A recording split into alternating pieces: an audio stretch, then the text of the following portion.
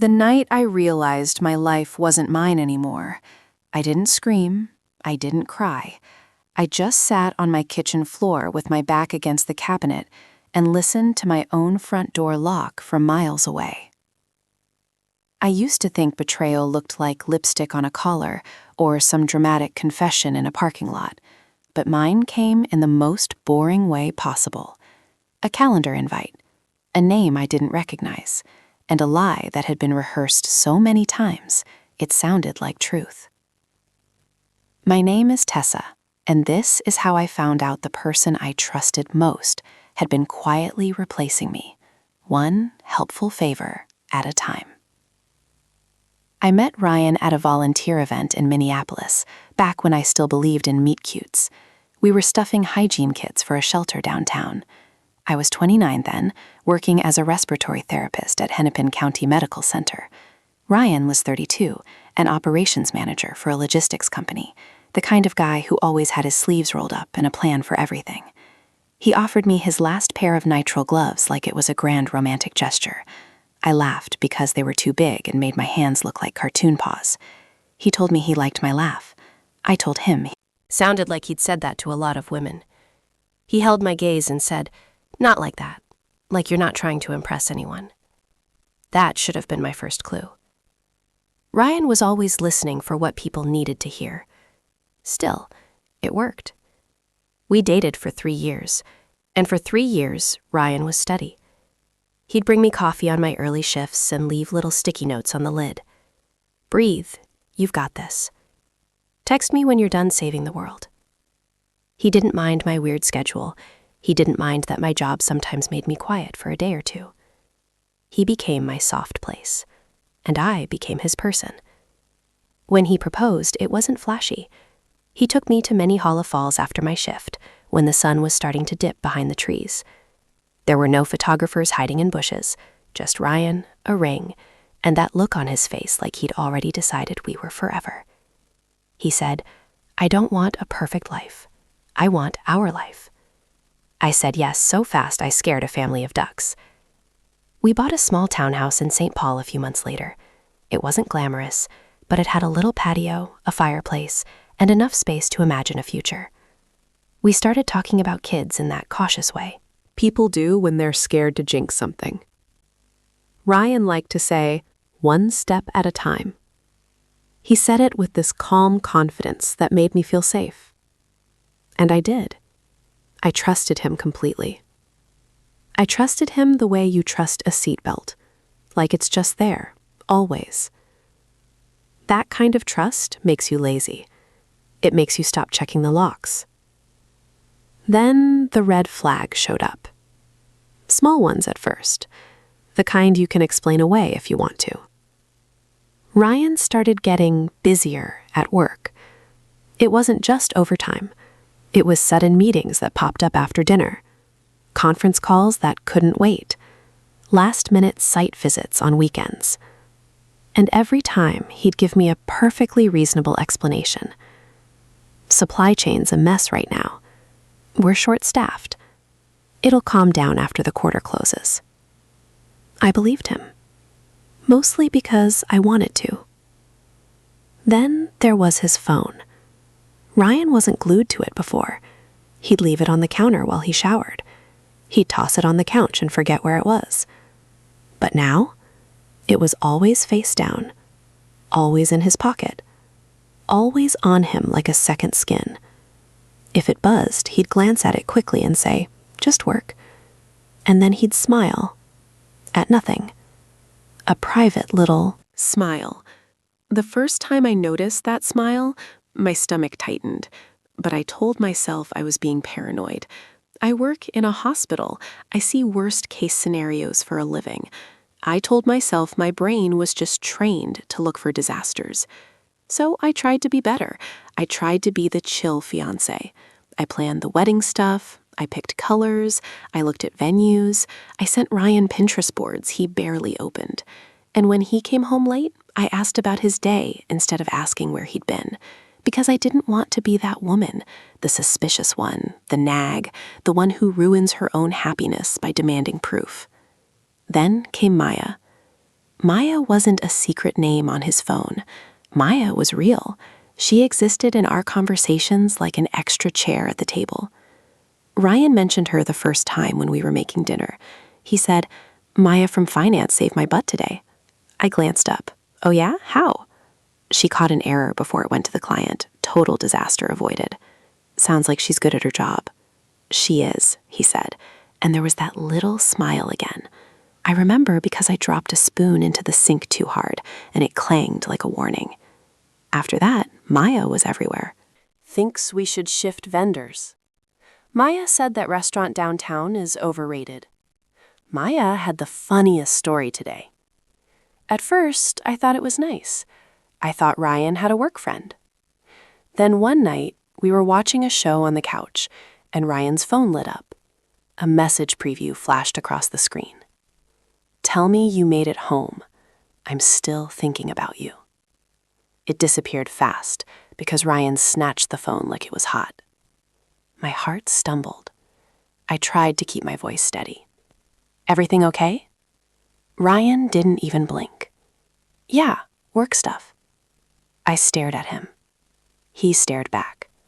And he did this thing, this subtle shift into confidence that I now recognize as practiced. "It's about a contract," he said. She stressed. "She?" I asked. He hesitated, just a beat too long. "Maya. She's newish, and she takes everything personally. I'm just trying to be supportive." Supportive. I didn't like the word coming out of his mouth. But he reached for my hand, squeezed it, and said, "Babe, you know you're it for me, right?" And I wanted to believe him so badly that I did. That's the part that makes me cringe now. How easy it was to let him tuck the truth away with one sentence and a squeeze Of my hand. Still, something changed in me after that. I started noticing patterns. Ryan would leave the room to take calls. He'd lower his voice when he said her name. He'd come home smelling like a different cologne. And when I asked, he said, "One of the guys sprayed the break room. It's gross." He started going to the gym more, but he wasn't getting stronger. He was getting sharper, like someone was sanding him down into a version meant to impress. He bought new clothes, new shoes. He even changed his haircut to something more styled. I remember looking at him one morning and thinking, "Who are you trying to be?" Then I noticed something else. Ryan started criticizing me in small, helpful ways. "You're always tired, babe. You've been so stressed lately. Maybe you should do something fun with your hair." He'd say it like he was worried about me, but it landed like a judgment. And slowly, I started shrinking, trying to be more fun, more light, less hospital, less heavy. That's what cheating does sometimes. It doesn't just take your partner away. It convinces you that you're the reason they drifted. The discovery didn't happen because I went looking through his phone. Didn't have access. He changed his passcode. He said it was because his company was tightening security. I'm not proud of this, but I tried once. I watched him type it in from across the room. I thought I saw the pattern. I tried it later. Wrong. I felt gross afterward, like I'd crossed a line. So I stopped. I told myself if I had to spy, then we had bigger problems. And we did. The truth came to me because Ryan got careless. It was a Tuesday. I remember because Tuesdays are always brutal at the hospital. I'd spent the day helping a man breathe through panic while his wife cried in the hallway. I'd watched a teenager cough until his face turned red. I'd held a hand through a procedure and pretended not to feel my own exhaustion. When I got home, I just wanted quiet. Ryan wasn't home yet, which wasn't unusual anymore. I heated leftover soup. I sat at the kitchen table with my laptop and opened our wedding email folder. I was trying to finalize the caterer. I clicked on our shared calendar to check dates, and that's when I saw it. A meeting scheduled for that Friday at 6:30 p.m. Title: Venue Walkthrough, Final. Location: Loft 18, North Loop. Invitees: Ryan, and Maya Caldwell. My stomach went cold. At first, I told myself it had to be a mistake. Maybe Ryan had invited her accidentally. Maybe she was helping with something. Maybe she worked at the venue. But then I clicked her name. Her email was a personal Gmail address. Not company, not venue, just her. And the invite note said, "Can't wait to see you there. Wear the green one." Sigh. Wear the green one. I stared at that line until the words stopped looking like words. My fingers went numb on the mouse. I checked our sent emails. I checked the wedding chats. Nowhere had Ryan told me about a venue walkthrough on Friday. Nowhere had Ryan told me he'd scheduled it. And nowhere, anywhere, did Ryan mention Maya being involved in our wedding. I sat there listening to the refrigerator hum like it was the loudest thing in the world. Then I heard the front door. The lock clicked, and my whole body tensed. Ryan walked in with his usual tired but pleasant expression. He kissed my forehead. "Hey, babe." His voice was normal, like my world wasn't cracking open. "Hey," I said, and my voice sounded far away. He set his keys down. He glanced at the stove. "Soup? Nice." He started washing his hands like it was any other night. I watched him like he was a stranger in my kitchen. I said, "How was work?" He didn't pause. "Busy, crazy, you know." I nodded slowly. Then I turned the laptop toward him. The calendar invite was still on the screen. I didn't say a word. Ryan's eyes flicked to it. Just one glance. And I saw it.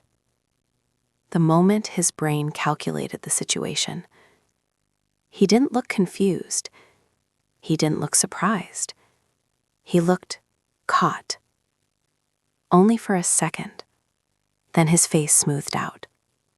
He gave a small laugh. "Oh, that." My throat tightened. "What is that?" Ryan leaned on the counter, arms crossed like he was explaining something obvious. "Maya's helping me with some vendor stuff," he said.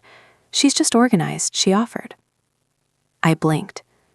Why is she invited to a venue walkthrough? "It's not a big deal, Tess." My chest felt hot. "You didn't tell me." "I was going to." "When?" Ryan exhaled like I was exhausting him. "After this week, you've been stressed. I didn't want to pile on wedding details." My hand shook. The way he said it, like my stress was the reason he hid it. I pointed at the note. "Wear the green one." "Ryan, what is that?" His jaw tightened. "It's a joke," he said quickly. "She's talking about a folder color. She uses color-coded binders. She's weird like that." A folder. A green folder. I almost laughed. Instead, I felt something inside me go very still. Because I realized he thought I was stupid. Not emotional. Not needy. Not insecure. Stupid. That's what those lies were for. I stood up slowly. "Show me your phone." Ryan didn't move. "Tessa, show me your phone." I repeated, louder. He finally looked directly at me. And there it was. Not guilt. Not shame. Annoyance. Like I was interrupting his plans. "No," he said. "You're spiraling." I felt my heartbeat in my ears. "I'm spiraling." Like tasting the word. "Yes," he said. Like he was the calm one. "You're making this into something it isn't." I stepped back because the room suddenly felt too small. I said, "Ryan, are you in love with her?" His eyes flashed. "Don't be dramatic." He didn't answer. That was the answer. I swallowed hard. "Is she coming to our venue walkthrough?" "Because you're planning a life with her." Ryan's face tightened. He rubbed his forehead. Okay, he said. Okay. Can we not do this right now? Not do this. Like betrayal was a conversation we could schedule. I felt tears sting, but I refused to let them fall. Tell me the truth, I said. Ryan finally spoke, slower. Maya gets me, he said. She understands my work. She understands the pressure. I stared at him. And I don't? Ryan's shoulders dropped, like he'd been waiting to unload this. You're always exhausted, he said. You're always carrying other people's pain home. I feel like I'm dating your job sometimes. I flinched. He saw it and kept going. Maya makes me feel lighter, he said. I don't have to tiptoe around your moods. My moods. I'd been literally keeping people alive. I'd been building a life with him, and he framed it like I was difficult background noise. I whispered, "So you cheated." He didn't say yes. He didn't say no. He just looked away. And in that silence, I saw everything. All the late nights, all the new clothes, all the little criticisms that made me doubt myself. I felt my stomach twist. I said, "How long?" Ryan's voice went quiet. "Since October." October. That was 4 months. 4 months of kissing me goodnight. 4 months of letting me plan a wedding. 4 months of looking at me and deciding I didn't deserve the truth. I pressed my hand to the table to steady myself. Do you love her? Ryan hesitated. Then he said, I don't know.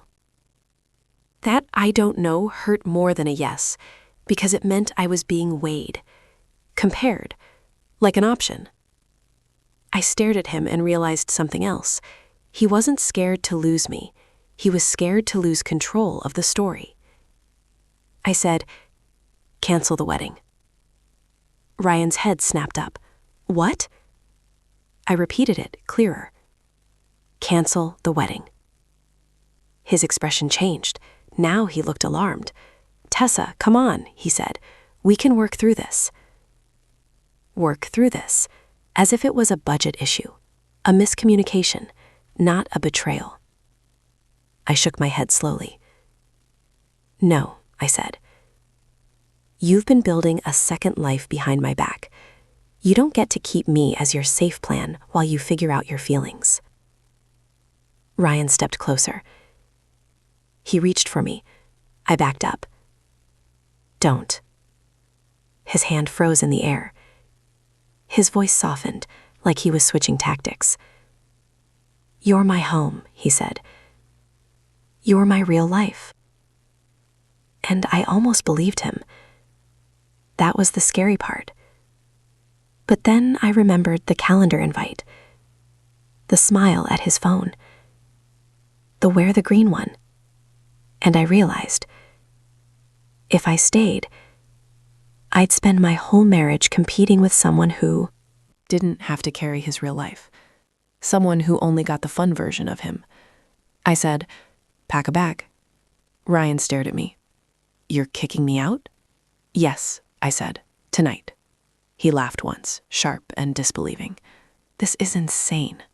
No, I said quietly. This is clarity. For a moment, he looked like he might argue.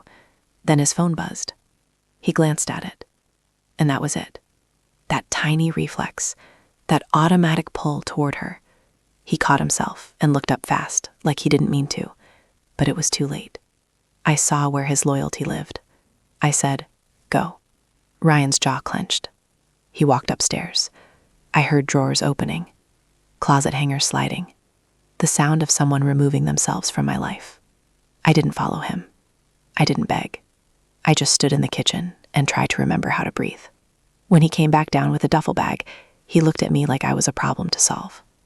Can we talk tomorrow? He asked. I shook my head. No, you can talk to Maya. His face tightened. I never wanted to hurt you, and I almost laughed again, because that wasn't true. He just didn't want to feel like the bad guy. He grabbed his keys. Then he paused at the door. He looked back at me. We had something good he said. I met his eyes. We did, I said. And you traded it for lightness. His mouth opened like he wanted to say something smart. But nothing came. The door shut. The lock clicked. And I finally cried. Not the dramatic movie kind. The silent kind that shakes your chest and makes you feel hollow. The next day, I called my mom. Then my best friend.